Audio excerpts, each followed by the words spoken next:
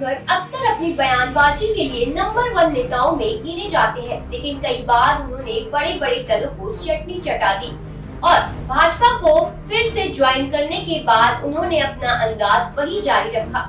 शायद यही वजह है कि उनको आज मंत्री पद हासिल हो चुका है और लोकसभा चुनाव आने वाला है, तो उनका लोकसभा चुनाव को लेकर क्या तैयारी है, क्या एजेंडा है, इस सवाल के जवाब के लिए देखिए इंडिया जंक्शन की ये रिपोर्ट मेरे यानी यशस्वी श्रीवास्तव के साथ। उत्तर प्रदेश की राजनीति में ओम प्रकाश राजभर का नाम इस समय हर तरफ चर्चा का विषय लगभग पिछले 7 महीनों से लगातार बना हुआ है। माना जा रहा था कि कैबिनेट विस्तार में ओम प्रकाश राजभर की हनक साफ तौर पर दिखाई देगी और कल जब मंत्रिमंडल विस्तार हुआ तो ओम प्रकाश राजभर की बातें 100% सच ही साबित हुई हैं। ओम प्रकाश राजभर ने जो कहा वो करके दिखाया। आखिरकार ओम प्रकाश राजभर को कैबिनेट मंत्री का दर्जा मिल ही गया। कैबिनेट मंत्री बनने से पहले ओम प्रकाश राजभर एक बार फिर बदले बदले सुर में उस समय नजर आए थे जब बीते एक दिन पहले वो बलिया के सिकंदरपुर पहुंचे थे।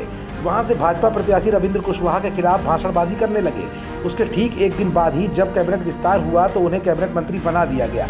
लेकिन ओम प्रकाश राजभर आखिर किस बिना पर इतना बेबाक अंदाज से बोल जाते हैं, तो आज उसके पीछे की वजह भी इंडिया जंक्शन आपको दिखाएगा भी और बताएगा भी। ओम प्रकाश राजभर का कौन सा ऐसा सिक्का है जो हर सरकार में बढ़ चढ़कर बोलता है।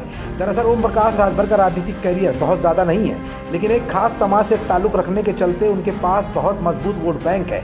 उनका समाज उनके साथ खड़ा है। इसी लिहाज से ओम प्रकाश राजभर बसपा, सपा, भाजपा और सभी दलों में अपनी खास हनक रखते हैं। ओम प्रकाश राजभर ने योगी सरकार के पहले कार्यकाल में पिछड़ा वर्ग कल्याण मंत्री के रूप में काम किया। बाद में योगी से अनबन के चलते उन्होंने योगी को खूब खरी खोटी सुनाई थी और इस्तीफा दे दिया था। ओम प्रकाश राजभर के बैकग्राउंड के बारे में आज हम आपको बताने जा रहे हैं कि राजभर ने इतने कम समय में कैसे राजनीतिक दमखम हासिल किया। ओम प्रकाश राजभर मूलतः वाराणसी के रहने वाले हैं। उन्होंने बलदेव सिंह डिग्री कॉलेज से ग्रेजुएशन की डिग्री हासिल की थी। उसके बाद राजनीतिक शास्त्र में ओम प्रकाश राजभर ने पोस्ट ग्रेजुएशन कर डाला और फिर शुरू हुआ उनका राजनीतिक सफर। माना जाता है कि कांशीराम की नीतियों से प्रभावित होकर ओम प्रकाश राजभर ने 1981 में सक्रिय राजनीति में भाग लिया और फिर बसपा के साथ मायावती के लिए भी मिलकर बसपा को आगे बढ़ाने का काम किया। लेकिन 2001 में मायावती से नाराजगी के चलते उन्होंने बसपा से भी रिजाइन कर दिया और फिर अपनी सुहेलदेव भारतीय समाज पार्टी का गठन कर डाला। सही मायने में ओम प्रकाश राजभर का असली राजनीतिक सफर 2004 से ही शुरू हुआ और पार्टी सक्रिय राजनीति करते हुए चुनाव लड़ने में आगे रही। समय बीतता गया और राजनीति में एक खास वर्ग के वोट बैंक के चलते सुहेलदेव भारतीय समाज पार्टी की राजनीति चमकती गई और 2022 में अखिलेश ने ओम प्रकाश राजभर की प्रमुखता को समझते हुए अपने साथ पार्टी में ले लिया। लेकिन सुहेलदेव भारतीय समाज पार्टी का दबदबा यहां पर एक बार फिर कायम रहा।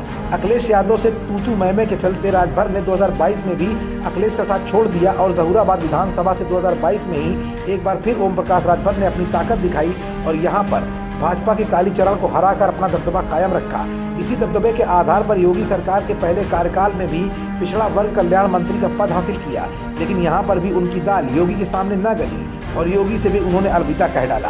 अब दोबारा योगी गवर्नमेंट के दूसरे कार्यकाल में पिछले कई महीनों से कैबिनेट मंत्री की आस लगाए ओम प्रकाश राजभर पर कैबिनेट का तमगा तो लग गया है। साथ साथ अब ओम प्रकाश राजभर अपनी नई पारी एनडीए गठबंधन के साथ खेलने को पूरी तरह से तैयार है। अब ऐसे में देखना ये होगा कि पूर्वांचल की जिन 2 सीटों पर ओम प्रकाश राजभर अपना प्रत्याशी उतारना चाहते थे, उनमें से भाजपा ने राजभर को एक सीट अभी दी है।